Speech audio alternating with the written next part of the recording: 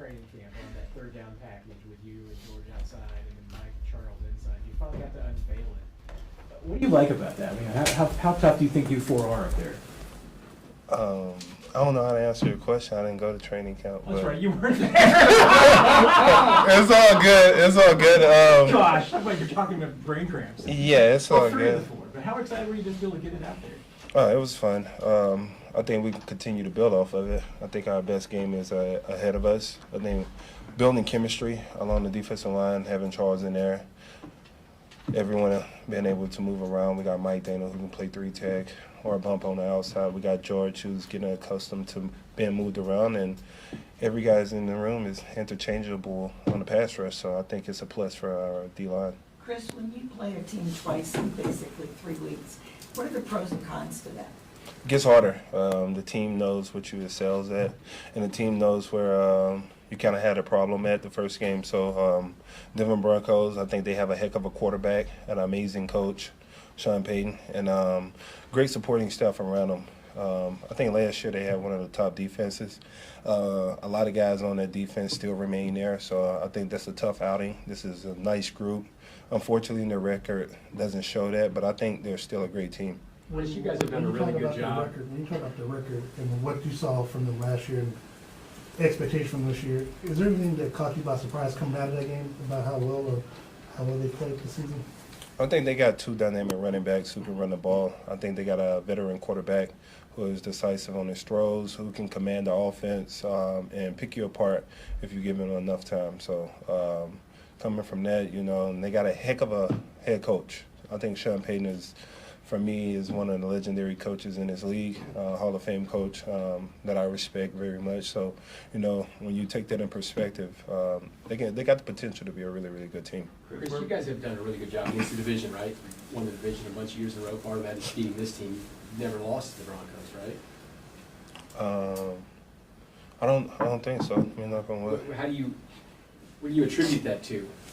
Preparation. The guys in this building, from the coaches to the players to the scout team, giving us great looks, preparing us to be ready for whatever we get in the game. I think it's as a whole, everyone being accountable, and that message passing on down from the coaches and to us, and I think it plays a huge part in our success going on the field. Chris, we're approaching the halfway point here. We're getting close. How much is there a sense in the locker room that you guys have the potential to be the best defense in the NFL this year? I think more so is the sense of just being better than we was last week. We don't want to put that weight on anyone's shoulder. We still got a lot of young guys, still got a lot of guys growing. So as a whole, you want to just be better than you was last week. And at the end of the year, we continue to do that. I think we have the potential to be one of the best defenses in this league. But right now, it's not about being the best defense in the league. It's about being the best we can be week in and week out. Chris, how much does the return of Charles, the presence of Charles, help you be that? What kind of dimension has he added? Charles been able to play inside and outside. Came back. He got over that excitement, got his sack. We welcome him back with open arms. He's going to be a guy we're able to use all around the place. He's big, he's tall. He's actually fast, faster than he look. No pun intended. He can go inside or outside. I think they can help our group tremendously. Like I was telling Joe Cullen, I never think you can have enough pass rushers in one group. And you said he got over that excitement. Did you kind of have to reel him in? And was that?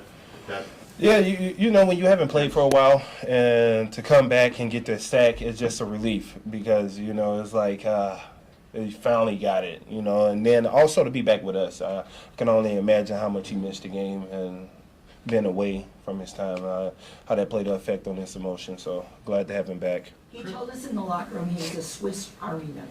If he's a Swiss Army knife on the defense, what are you? I'm just Chris Jones. The hammer? No, whatever y'all want to call it, y'all. Whatever y'all want to call it. Chris, I've asked a few guys this, but the schedule is more unique now than maybe ever before since you've been with the team. Just how much of a challenge has the schedule been? Because you guys are going to have more miles this year, obviously Germany included, than you have obviously in your year previously. I think it's super exciting. We got a lot of guys who come from college that haven't been overseas yet, right? So to get the opportunity to go overseas and play in front of Germany fans who's going to be excited, I think it's remarkable. Also to expand the game on that type of level, I think that's remarkable also. You know, we don't make the schedules. We don't have a choice on where the schedule go. Just wherever you put us, that's where we'll be at. Chris, when it comes to, you guys are number one in the league in knockdown balls and batted balls. Just what is it to that you guys have been so well at that? Well, when you got two guys in the middle that's 6'5" and 6'6", then, you know, it's like playing basketball, right? Just getting the block. No, I think it's some George and the rest of the guys we work on. You know, our coach, he emphasizes a lot throughout the week. You know, Joe Cullen emphasizes it a lot. Pass rushing, knocks, sacks, hurries. So we kind of simulate drills for everything that we do in the game, and on Sunday it kind of shows up.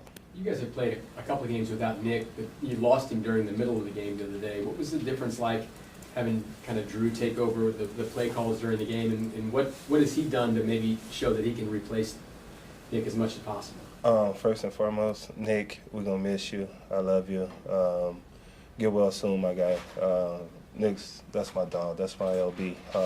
But Drew's done a heck of a job coming in and filling that void from Nick. He's been very vocal. He's took that leadership role of voicing everyone and getting us lined up. So I think he's done a tremendous job in the amount of time that he's been able to accustom to the defense coming from there last year.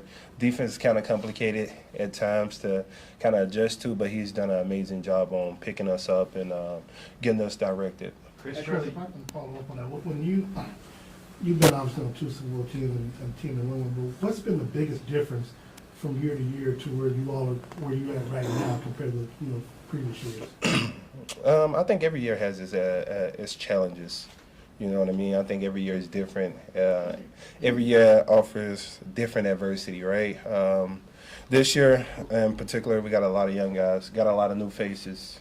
You know, I think part of those Super Bowl teams, we had a lot of familiar faces amongst the defense, amongst the team as in general. So when you have a lot of new guys come in, first and foremost, it's about getting those guys to buy into the system of being unselfish, and also buy into winning and sacrificing. So once you're able to do that, you're able to make strides. And secondly, it's about commitment, committing to being better every day, especially in practice, giving your best foot forward, and it'll show up on game day.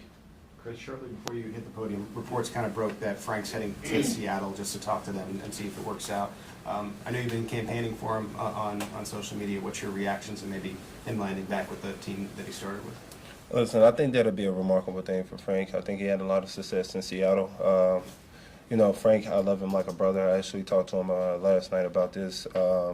You know, I wish the best for him. Hopefully, he comes here. But most importantly, I want what's best for him and his career. You know, Seattle, hometown team, is who drafted him, so it makes sense. And you know, I hope it goes well for him. Chris, you're almost halfway through. Have you been looking at your snap percentages and sacks, the things that have to do with your incentives yet, or are you just trying to put that all out of your mind? Man, I don't really think about the incentives. I know I hit them all. It's not such a big deal to me. I know they're achievable. I know I'll achieve them. I don't really have to think about it, Last one. Chris, last year, obviously, this was around the time when there was the controversy hit of a strip sack, but it was called, obviously, roughing the passer. This year, you guys have not had those issues of, this is not meant to jinx, but what has led you guys to sack the quarterback at such a high level, but not, obviously, be penalized yet? Still early, man. Still early, man. Let's just keep the fingers crossed and making sure we roll and, hit in the area we're supposed to hit in. Coach Paz does a good job, especially on Saturday, giving us, tips on the game. He always brings up the hit zone of the quarterback where you can and can't hit him at. So we always keep that in the back of our head, especially playing against guys like Russell Wilson. When you get close to him, he's able to duck. Being 6'6", trying to get low, it's easy to get the head, or it's easy to kind of land on top of him. So body weight shifting and trying to protect ourselves from, any injuries going down. Thank you, guys. Thank you. Fred?